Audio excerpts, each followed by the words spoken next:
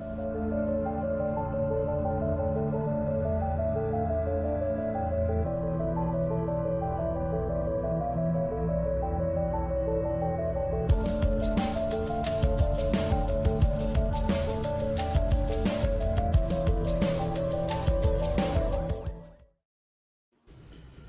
afternoon / evening, ladies and gentlemen, and welcome back to Schmo Me the Money for our lovely Loki review. Did we have a epic episode today? Oh, I definitely said "what the fuck" at least 3 times in the last 10 minutes, mind you. Like that third act was something else. So how's everyone doing? We're good. I really dug it. It's the best episode, at least since the first episode, if not of the whole series so far. At least that's my general thoughts on it, without going into detail yet. I both loved and hated the episode. I mean, it was a great episode, but it was I wonder an why you emotional hated roller it. coaster for me, and I didn't handle certain things well momentarily. And then when things changed, I still had whiplash from it and did not feel good for 6 hours. So yeah, I'm excited to talk about it, but yeah, I'm still emotionally tormented from watching it the first time. From the fake out that you got of it. Oh, I felt like I literally felt my heart stop, like that pain in my chest. I could only imagine when. I mean, we have it in the title of the video. This is spoilers, so I'm just gonna say when Loki gets pruned, all I can think was Kelsey's like, no. Pretty much, and I literally burst into instant sobs. I don't cry. I'm not a crier. I don't cry, but I was crying within 0.5 seconds of that happening. No. Yeah, I was like, oh, they did that. And so I normally with these shows, I stop watching once the credits start, and then I got on Twitter and someone's like, actually, I think it was Dwayne Burke tweeted mid-credit scene. I was like, wait, what? So I went back into the episode. I was like, oh, okay, we're getting ourselves a Loki-verse here. I mean, there's no other way to describe it. We're getting ourselves a Loki-verse. We finally got confirmation as to who Richard E. Grant is. He looks like he is the comic book version of Loki. Yes, that one. The one very bright yellow. It looks like Classic. a Halloween costume. It looks like a Halloween costume. Yeah, I definitely thought the third act propped up a lot of the rest of the episode. By no means was it a bad episode all throughout, but the third act really made up for maybe a little bit of treading water that I thought was going on especially in the first little bit. But all in all, I still very positive on all of it. But yeah, that third act definitely elevated it to, how Geoff said, to being one of the better top 1 or 2 episodes of the season so far. Not only did Loki get pruned, Mobius gets pruned as well. And I'm just curious as to where, does every single person that gets pruned, do they all end up in the same, do they all get transported to the same spots to the same area that Loki is, or does each variant kind of have their own separate, there's another universe? So all the pruned versions of Mobius, are they all in the same spot? And is it different from all the ones for Loki? Because they had said, it was episode 1 or 2, they said that the variant that they've caught the most is Loki. So I think because we saw 4 there. We saw an crocodile, alligator, whatever you want to describe it, version. Croaky Of Loki. We saw Kid Loki, we saw basically King Loki, and then I'm not sure what the other one is, just based on the credits. I actually don't know either, so I'm interested because in my reading, I've not come across that version of the character, so I'm interested to find out more about him. Because I'm curious how many more different versions of Loki, because this would end up being 6 if you include Lady Loki. So that's 6 Lokis we've seen so far. How many more do you think we're gonna see here throughout the next? The 2 one on the episodes? left was definitely a Loki and not a Thor.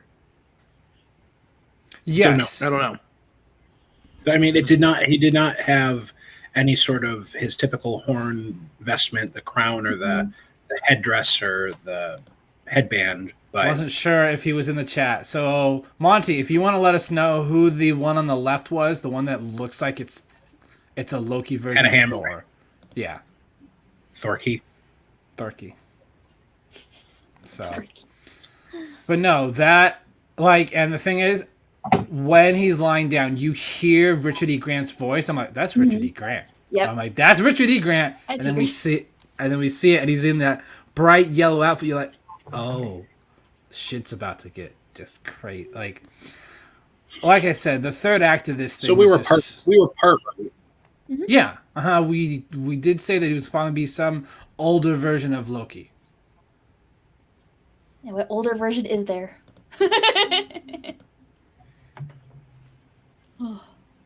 That is funny. Yeah. What older version is there than like the comics accurate version of the first time that he showed up? That is that is the oldest. The first time he showed up is this, except for the yellow was brown.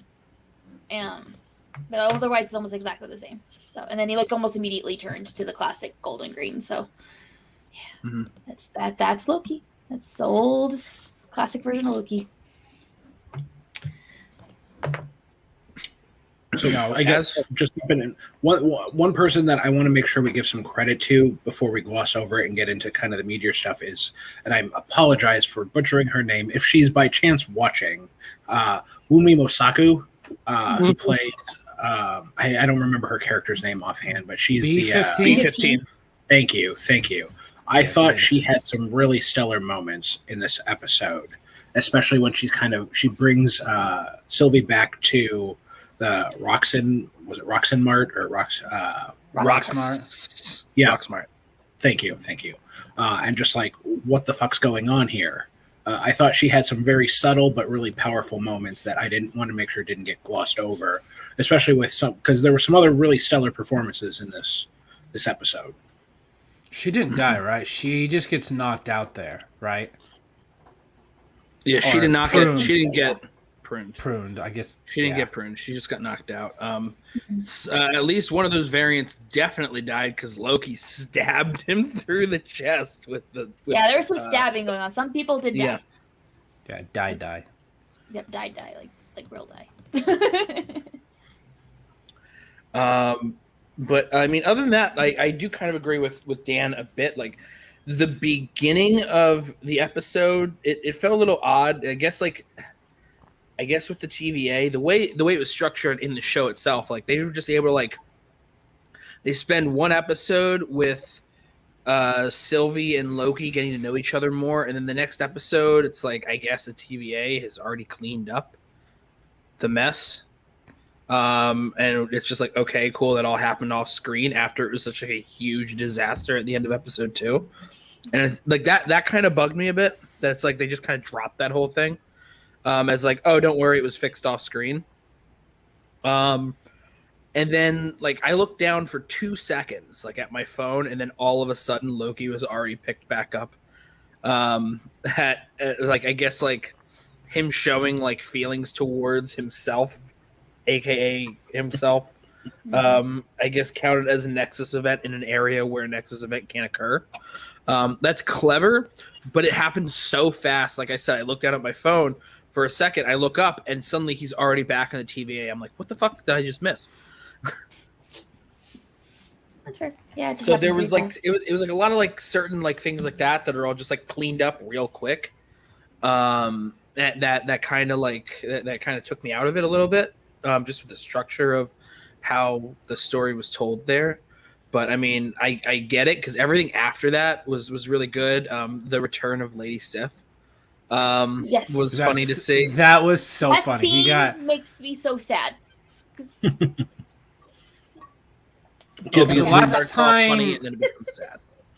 I mean, I think as an audience member, granted, I'm sure there was probably more that happened over time that we didn't see off camera, just the repetition of the the name calling, the punching, the groin shot, but like over time, I kind of was starting to feel the same thing. It's like one time it's like, okay, you can brush it off, whatever, but the more it happens, the more you're just broken down. I can see why Loki was giving in to the effectiveness of that cell. Mm-hmm. Yeah. So the last time we saw her was on Agents of S.H.I.E.L.D. back in 2015. Wow. In terms of a movie, though, she was in Thor: The Dark World. That was the last time we saw Lady Sif. Part of that's because the actress starred in the show Blind Spot. Yeah. I believe it was NBC for like a few seasons there, and that was like her whole job. So she couldn't really be included in other things after that. Or maybe it was ABC. I don't remember. It doesn't matter. It's gone now. But yeah, so I mean, she was like a minor character that, I mean, it was funny to see because they were able to bring her back without bringing her back, if that makes sense. Well, she's in Love and Thunder. So well, then this is an interesting way to remind people of the character. Hey, she exists. Yeah. That's good then. I can't wait for Love and Thunder. I but this is, it's interesting though to see, like, one of the biggest themes of this whole series is this whole idea, like Loki's loneliness, and that punishment is such a huge that cell like just keeps reinforcing it more and more. It is kind of it ties into it. I got something in my eye. It ties into it too when they're waiting to just die on the planet and they've accepted it and they're holding hands there. And he says, like, we're Lokis, we lose sometimes terribly, blah blah blah, but we never die. And then in the same episode, we're about to see him die, and it turns out that we didn't see him die. Because now we know pruning does not mean killing. Yep. So I wonder who knows that. yeah, that's true, because the TVA is, I mean, like, the timekeepers are not the timekeepers, which, by the way, if I'm not mistaken, I felt like there was something off about them the moment they started talking, because the faces didn't match the faces of the statues. At least the one that I can't ever remember the ones on the side because it's always like harder to see. But the one in the middle one is the one that you normally are able to see the most, and it's a much more like defined, wider face.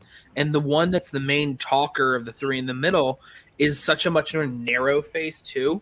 So there's a chance, obviously, maybe timekeepers are still out there. They're just not there in the TVA location. And those ones there, they're fake. I mean,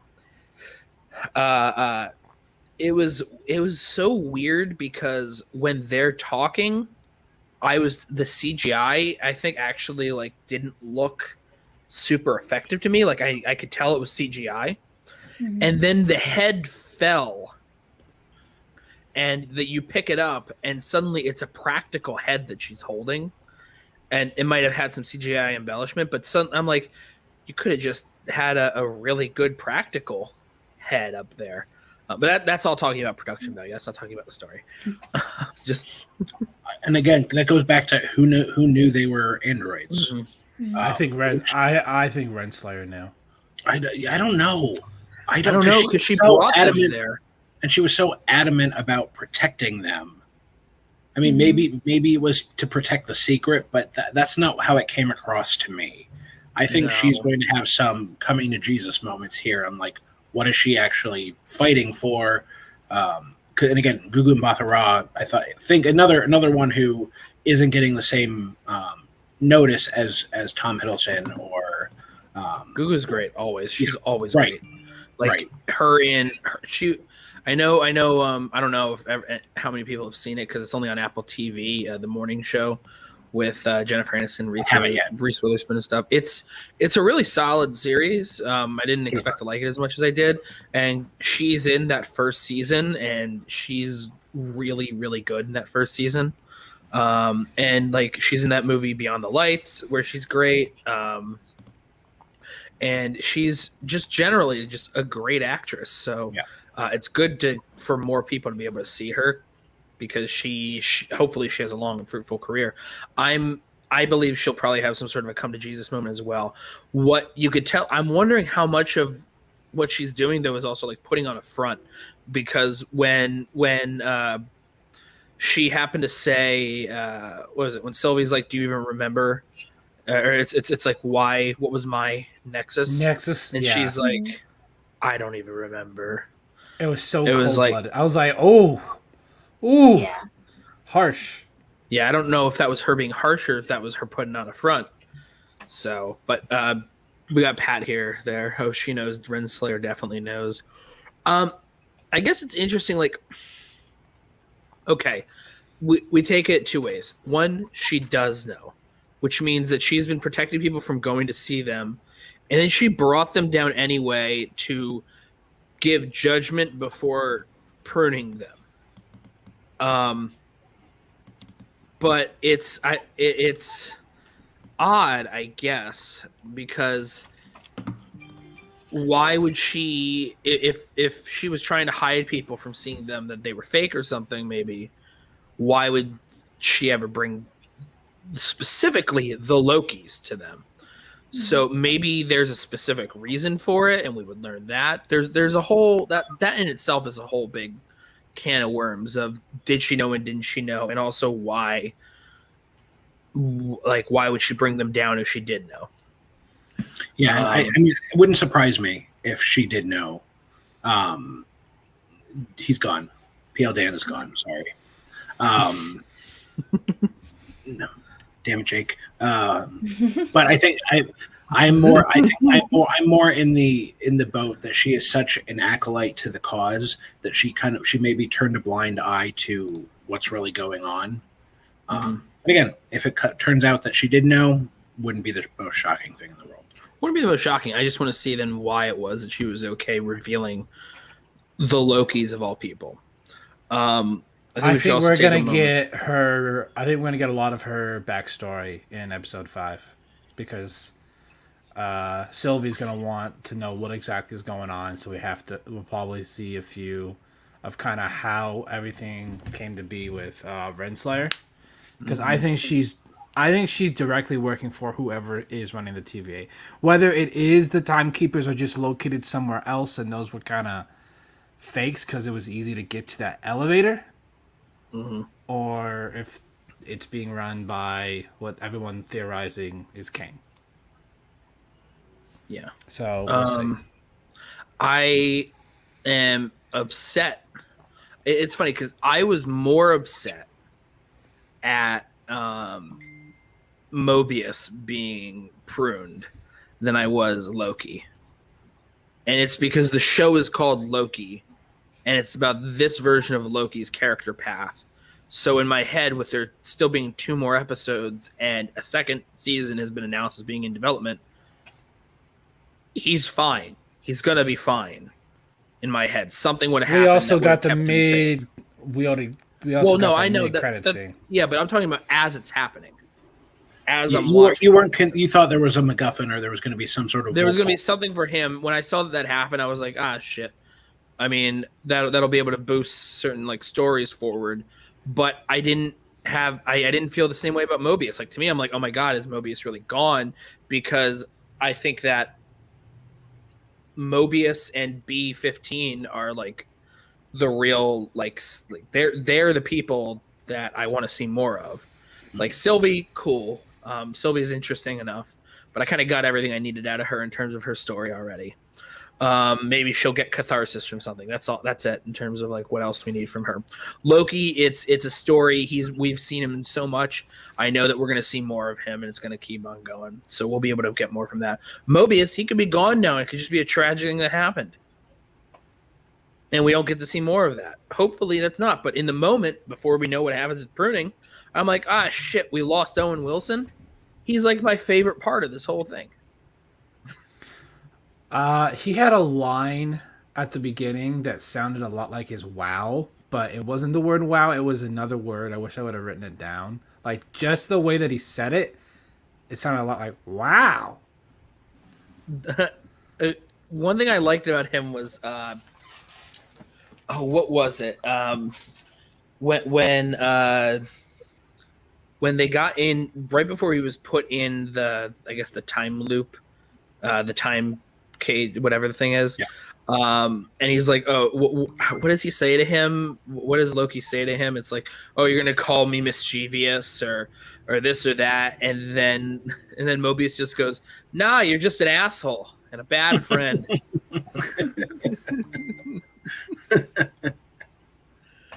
And then that makes me think like, wait, we've seen them only in 2 previous episodes, and it's like, yeah, we accept him as being a friend already.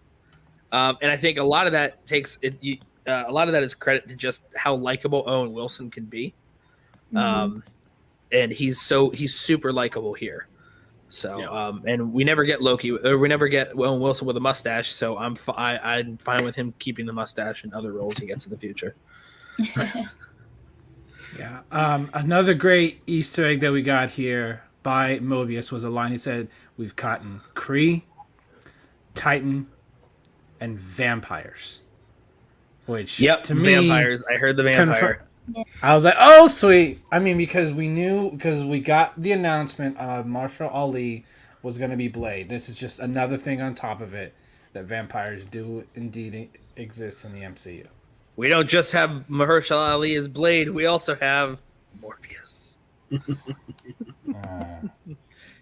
Don't you want Jared Leto in the MCU, Buck? No, I really don't. You don't want him and his whole cult? His own cult, not the Snyder cult. No, thank you. All right, back to this. Sorry. No, thank you.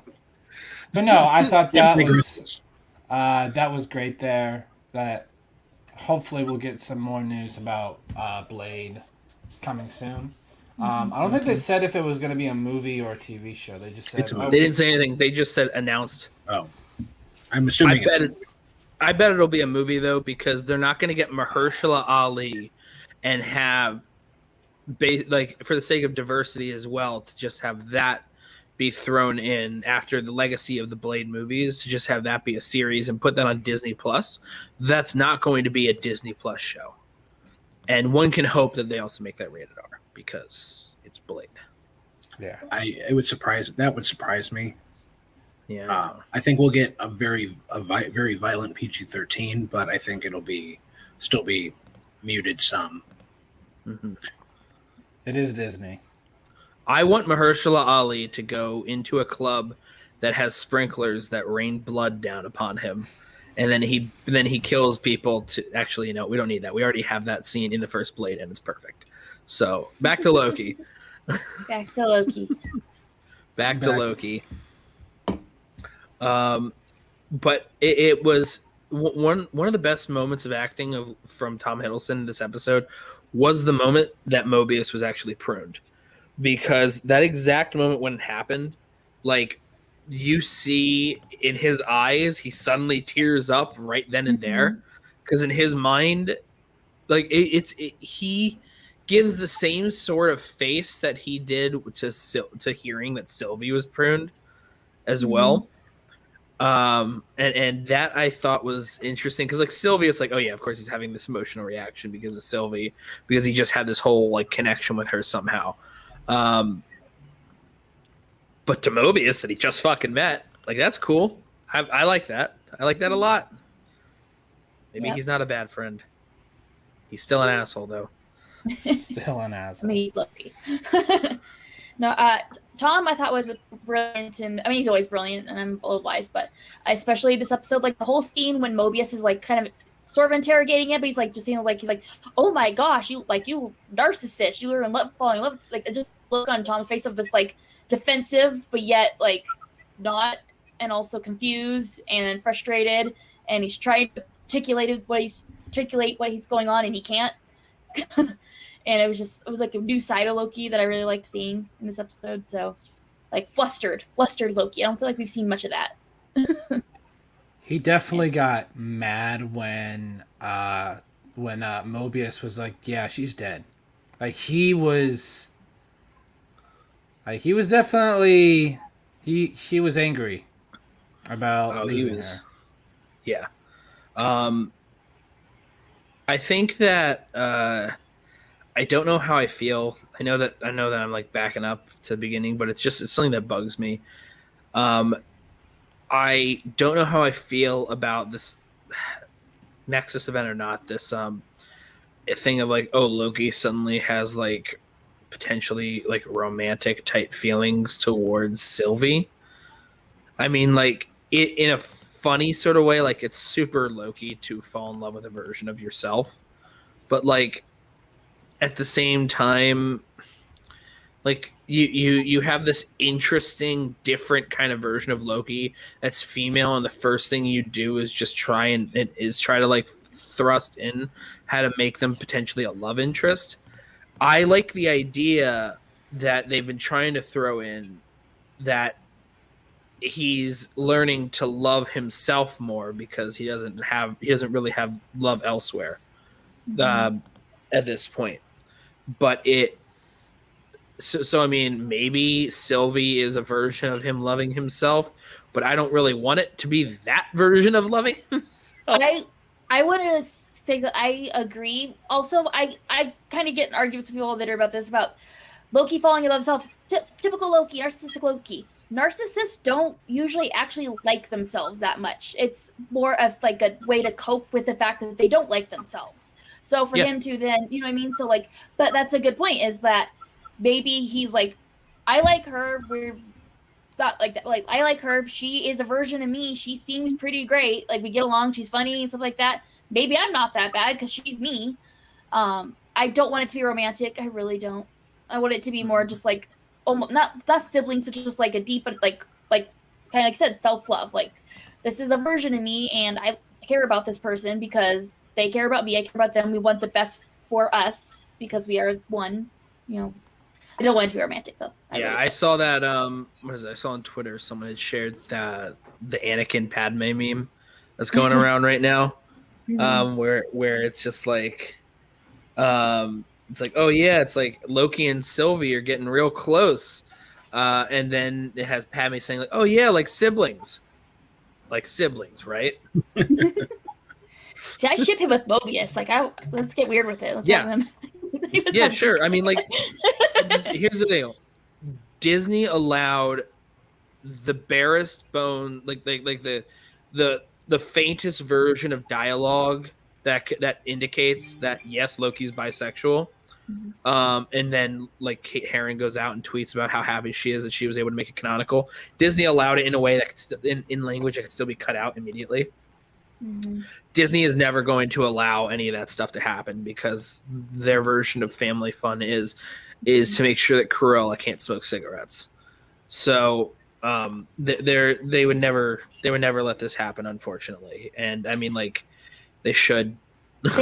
I disagree. I think Disney is trying to move into being more inclusive. Like, I mean, they're doing it with, you know, other things. Why wouldn't they do it with sexuality? I mean, there's a young adult Marvel Loki book where he has a boyfriend in it. The times are changing. Like, I wouldn't be shocked if in the future. No, I get what you're saying. For instance, I guess my citing of Cruella is how Cruella DeVille, one huge part of her is her smoking, and Emma Stone even came out how like a biggest disappointment in making that was that she couldn't do any of the big smoking stuff as Cruella in the movie because Disney doesn't allow that.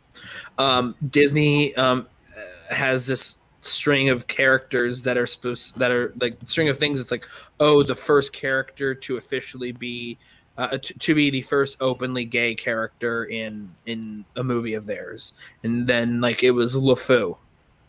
And the reason was because at the very end he danced with a guy for 2 seconds. They didn't actually have any other indicator there. But it's coding something isn't the same thing as just saying it, or like they need to just come out and say it, like they kind of did with Loki. But I don't know how we got off of this tangent. Oh yeah, because it's like I'd rather him fall in love or show more physical affection to someone else. I do want to say real quick while we're on the subject though about his sexuality, because I wasn't here when we talked about it because I had to get called into work. I just want to say real quick though, as a bisexual woman, that scene is a very honest example of what it's like to come out to a person in a casual conversation. Like, it's not like the coming out to your parents' speech or your like, but like when you're trying to like, hey, this is how I am. You drop it that way, like you. So I just wanted to say that was a very genuine way for that conversation to happen. Oh yeah, absolutely, understandable. And right before Dan, I just want to say it's understandable. My complaint was that it's super casual, and I love the way it was done, and that whole piece of the conversation can be lifted out for them to distribute internationally. That's all I was going to say. Yeah, and I get that point. I think maybe just because I consume more of the Marvel stuff than some of the more general Disney property, like the traditional Disney property stuff. But I think what we've been seeing, especially in these Disney Plus shows, them willing to take that extra step. Like, remember when we were talking Falcon Winter Soldier, we never thought they were going to get into those conversations about race that they did. We thought it was going to be, we had a lot of fears it was going to be pretty surface level. Yeah. And granted, there wasn't a big deep dive conversation about human sexuality, or I guess Norse god sexuality in this case, but aliens. They're fucking aliens. They're not even like gods. In this universe. Exactly. But I think because of Kevin Feige and all of the creators they're bringing into the MCU, I have a lot more confidence that these conversations are going to develop quicker than maybe in something like the traditional Disney properties, like a Beauty and the Beast or a 101 Dalmatians, whether even if it's prequels or other tangent IP off of them. I feel more confident about the MCU exploring that stuff. Yeah. And you're right with the Falcon thing. And you know what I hope? I hope that the negativity I feel towards it, which I feel is pretty valid based on their track history, I hope that it's like a snowball effect, and that it's going to be more and more quicker and quicker of acknowledging things that are different than the idea of nuclear family type, relationships that people have. Back to the story. B-15, who up until this point has been pretty much just like, I don't know, just sort of like a general soldier type person, suddenly got real cool real quick. Yeah. What I liked was how Sylvie showed her memories. You don't see them. All you see is her reaction where she goes, I was happy. Mm-hmm. Yeah. And it's like she says it in a way where it's like she's not happy right now.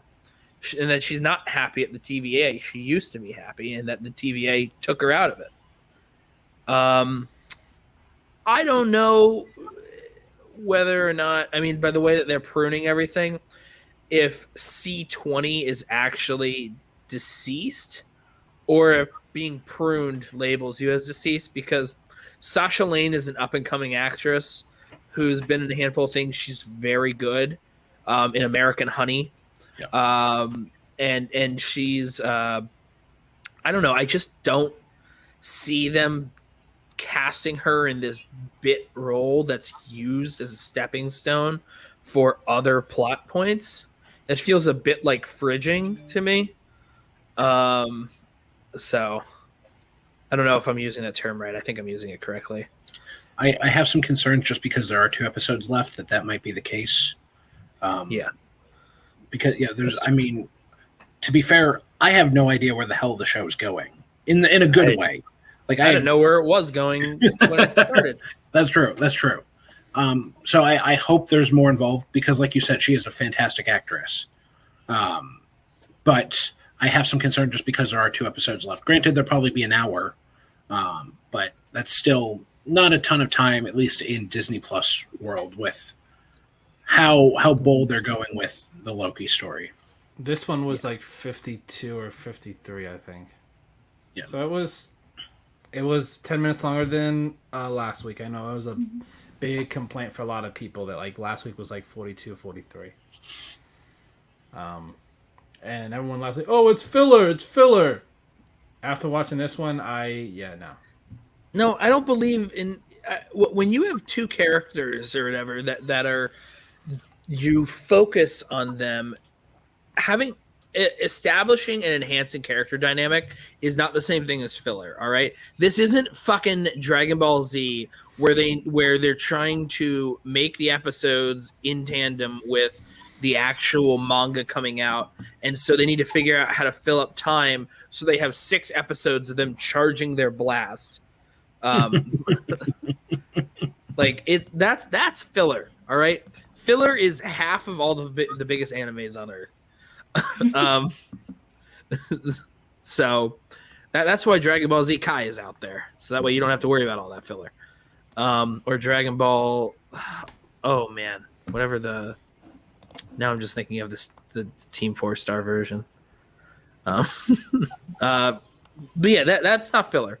It's useful because it helps build on stuff, and sometimes when your story isn't long enough, you can spend time in a single setting as the story then kind of goes in order to flesh out more stuff involving characters, because it makes you care more and understand actions that occur that you may not actually that if you didn't flesh them out, maybe you wouldn't feel as strongly towards or understand their actions as much unless you got to spend that time. Now, on the other hand, of course, I wish that we could have still gotten a scene that just, or even like a scene showing the TVA going and fixing everything from them bombing the timeline, because that's such they built it as such a huge thing, and it bugs me that it's just kind of cleaned up off screen. Like when giant things happen off screen, it really bugs me. Like I rewatched all the Pirates of the Caribbean films recently for something, and I hadn't seen the 4th or the 5th one, so then I went and watched them. But I realized I'm a defender of Dead Man's Chest and At World's End, the 2nd and 3rd movie. If you've seen those movies, at the end of the 2nd one, pardon me for spoiling a movie that's 15 years old, at the very end of it, the Kraken eats the Pearl and Jack Sparrow. And in the 3rd movie, the Kraken's dead on shore. The Kraken was a huge part of the 2nd movie. And then the 3rd movie, it's just, we were told, oh yeah, the villain Cutler Beckett, because he has Davy Jones' heart now, said that Davy Jones had to kill his own Kraken. So that happened off screen, so that's no longer a threat. Just because. Like, I mean, at least in Glass, the 3rd Unbreakable film after Split, when we don't just start the movie off with James McAvoy, Elijah Price, I think, and David Dunn in the hospital together. We at least see why David Dunn somehow got. God damn it, Dan.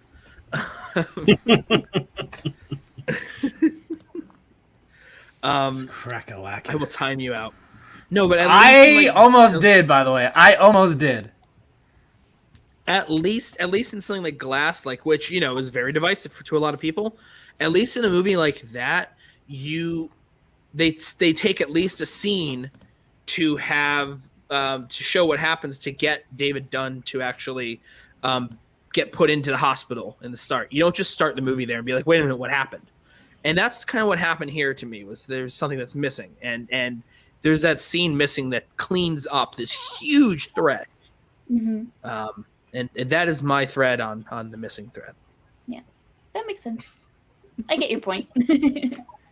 So you're nitpicking. No, it was not DBZ slander, dude. All right, he's embellishing on it. That's not what happened. We're talking about I water it down the wrong pipe. We're talking about filler, and referencing filler, okay?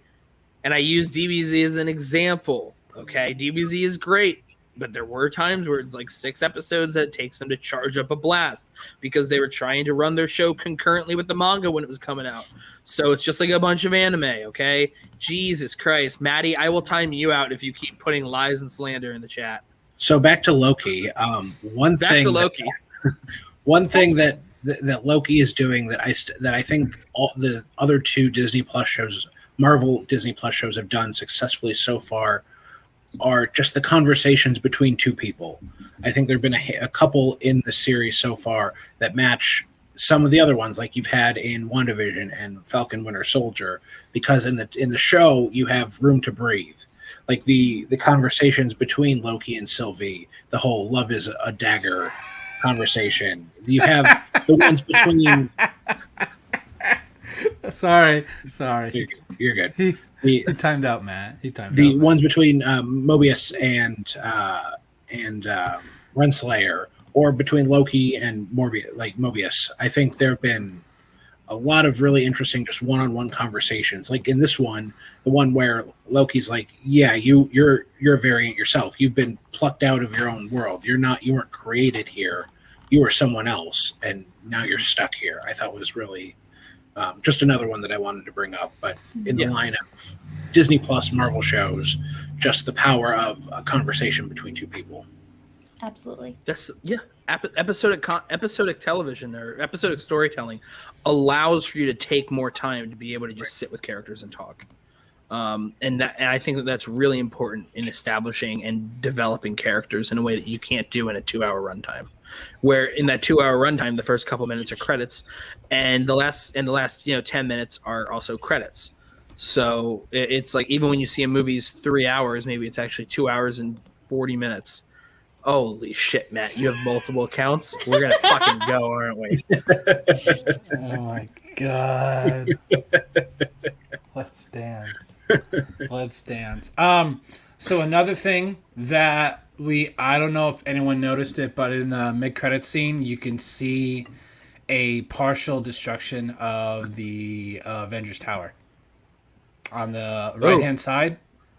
Interesting. Or it looks like the Avengers Tower.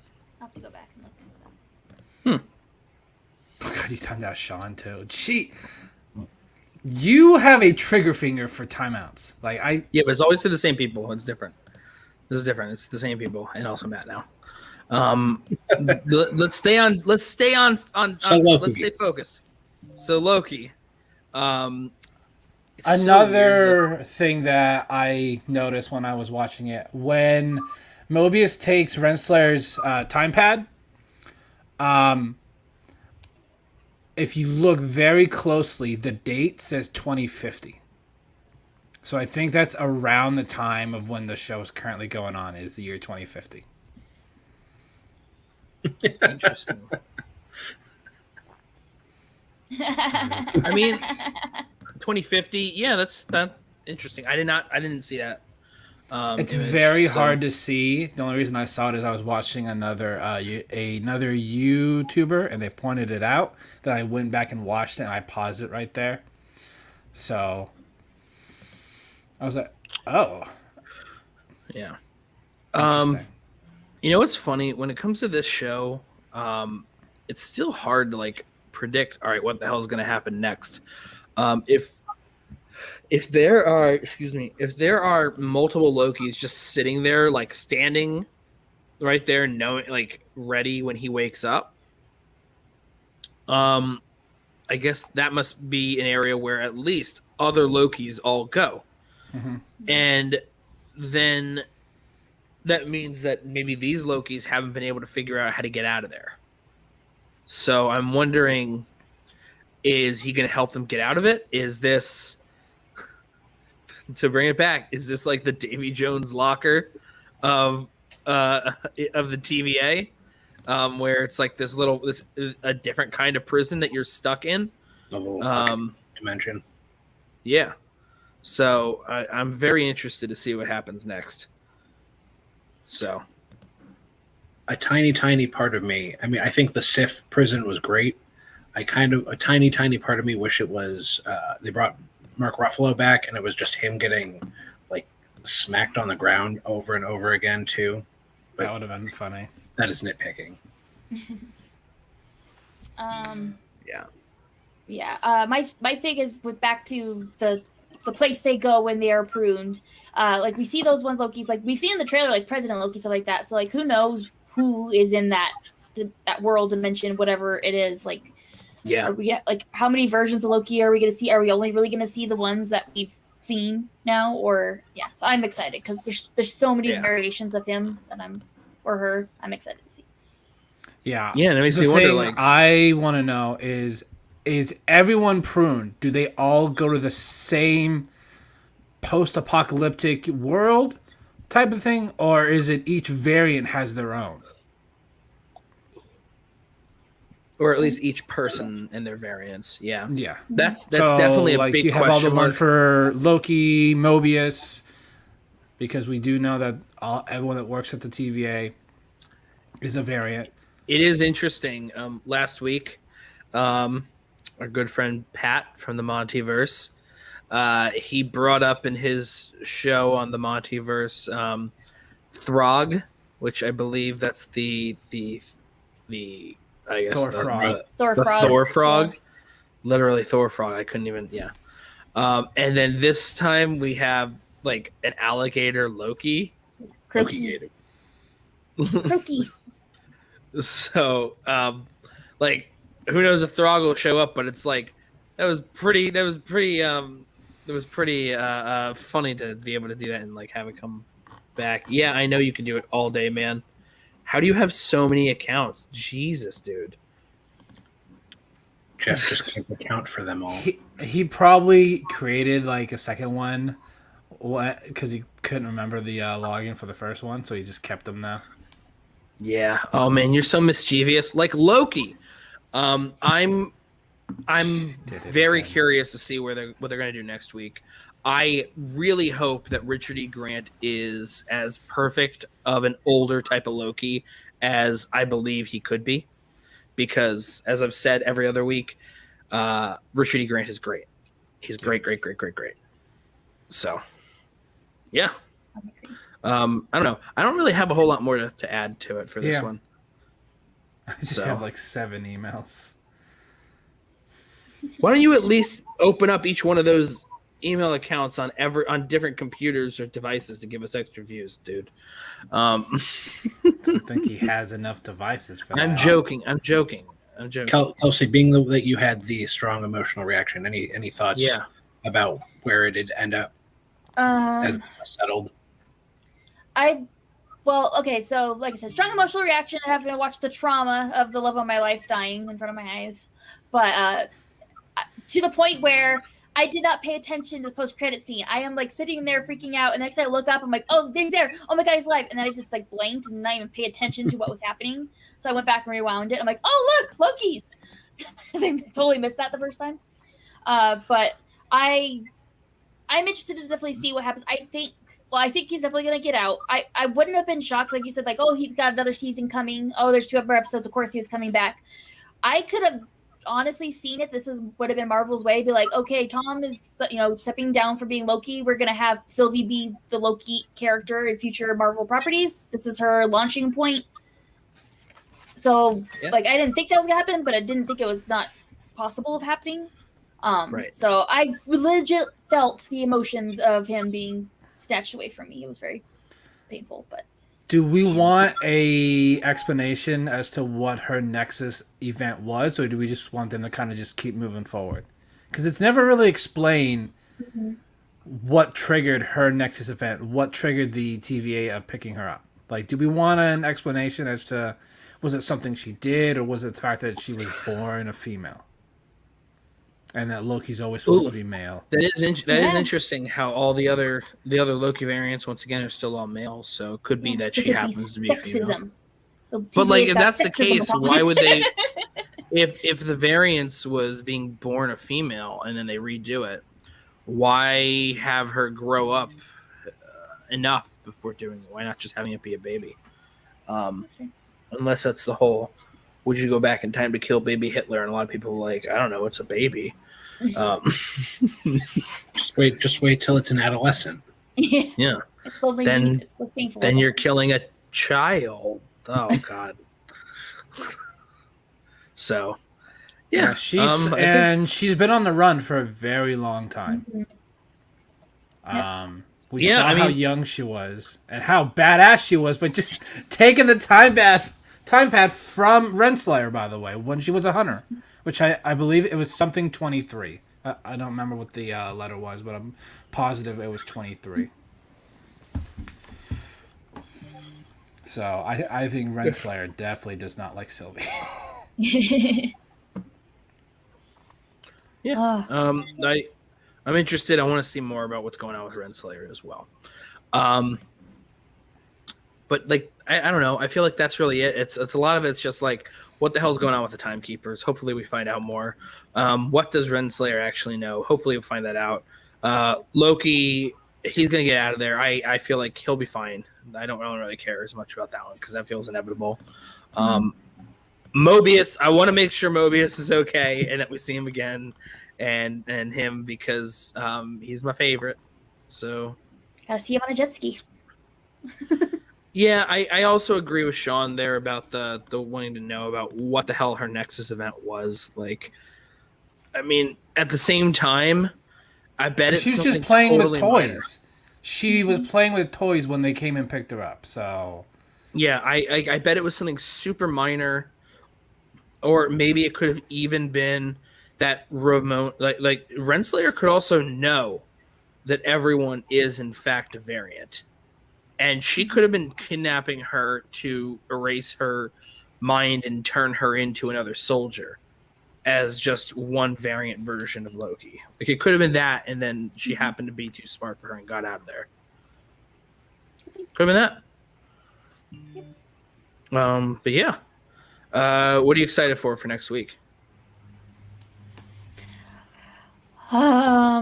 Just honestly, just seeing more Tom. I know it's a very simple request, but like that's what brings me He's coming so back good, every so. week. Oh, yeah. He's Whether it's Tom or not, I'm excited to see like if this is Loki world, just all the different versions, whether it is Tom Hiddleston or just other people playing Loki in different iterations. I think I'm excited for that. It is the penultimate episode, so I typically those are usually where the crazy stuff happens. So if that's to be expected, I'm interested to see how they one up this today's episode. But yeah, like we've been saying all this time, it's hard to predict what's going to happen. Like even make a prediction because it's been so just kind of a wild ride. Right. Yeah, agreed. This is what I was saying earlier. Yeah, Mobius hit me way more in the moment because I agree. They weren't going to kill off the main character the show's named after.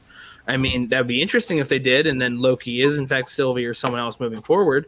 But I think that they need his journey isn't over this version of him for him to just be killed off like that. So yeah, I'm very excited for next week because Tom has said that his favorites were 4 and 5. 4 or 5, yep. 4 and this 5. Was one of those too, so I can see why. 4, yep. So yeah, this was 4, so I'm very excited to see what we get with 5. I wonder if we'll find. I'm still like on the fence on are the timekeepers real or not, or were those just kind of fakes for the real timekeepers to protect them? Yeah. I mean, it is disappointing for Tom to say that his favorites are 4 and 5, which means that he thinks that the finale is a step down. Maybe. Nah, that's personal preference of his. It's fine. Yeah. All right. Kelsey, where can everyone find you online and everything you're doing? Okay, you can find me at KelseyKins90 on Twitter and Instagram. You can find me here every week talking about Loki. You can find me at 7 p.m. Pacific time talking about Loki on the Snacks channel. On Thursdays, you can check me at 7 p.m. Pacific time on Jesse Swift's Flick and Reel show talking about Loki. And then Call to Action Podcast. I am on there every other week mostly talking about Schmodown. So if you like Schmodown and you like me, you can check me out there. Nice. Dan, where can we find you? Maybe I'm a variant. I mean, am I the real Dan? I don't know. But you can find this version of Dan on Twitter at dhouse77 and streaming tabletop role-playing games on Twitch at McStabber Studios. Cool. Geoff, where can we find you and everything you're doing? Tomorrow, guys, it's happening. The family show is back. We got F9, The Fast Saga. We're going to be talking. Kelsey's a hater. Kelsey doesn't I mean- even watch the movies and she hates on them. I at I least ha- I watch seen shit two before of- I hate I've on seen things. 2 of them, and I hated them. So This is the 10th movie in a series, so I don't want to hear that you've only seen 2 of them, so you hate all of them. I am so excited to talk about this with the people that will be on our panel. We're going to have the classics. We'll have John Lastrina and Zach McDonnell, and we will have Ferris if he's able to get out of work, because now it's a summer, things get a little crazier now that people are back to normal work stuff. We'll have Matt Thomas, we'll have John Knight, and we're working to see if we might be able to have any other extra guests. That's none of them are officially confirmed, so we're seeing what we could do, but at least if not that, we will have the main panel and we will be gushing over our feelings about this movie, which is possibly the dumbest movie I might have ever seen in my whole life. So, yeah, we got our Schmodown stuff on Tuesdays when we want to do it. Hopefully we'll come back and we'll have a panel at some point. It's just been exhausting and busy. Work has gotten in the way, and we just keep having to deal with other things. So we just haven't gotten a chance to try to schedule people. We have our Friday shows where we trade off with What Real Entertainment Spin from the Real Guys, the Schmo Me the Real, where we do the post pay-per-view hangouts, which are always a lot of fun. You can check out our last one where we actually had Ben Bateman come on right after his big match against Ethan Irwin. That was a great conversation. And then right after he left, it got very weird, but that's par for the course. And of course, in the pipeline, I have several episodes recorded with AJ Lancaster of What the Show of the Airbuds Cinematic Universe. It's weird. Buck. The premise is weird. Yes, the premise makes no sense, but you make what you want because you enjoy it. We're You can forcing follow- it to make sense, dude. Oh my god, I don't even know if I want to listen to that. You can follow me here, Twitter and Instagram at BrandonBuck88. Can see everything that I'm doing. Find me here on Tuesdays talking Schmodown with my boy Geoff. We do not have a show this week. Some things came up and we just weren't able to make the show work. So some things just come up and you can't do anything about Life it. happens. We have our Loki show here, as we do every Wednesday, 4:30 Pacific, 7:30 Eastern, and all of the other content we do on this channel that Geoff just talked about. So this was a great episode. I definitely said "what the fuck" at least 3 times in the last 10 minutes. It was an amazing episode. Make sure to like, comment, and subscribe. We will see you all next time.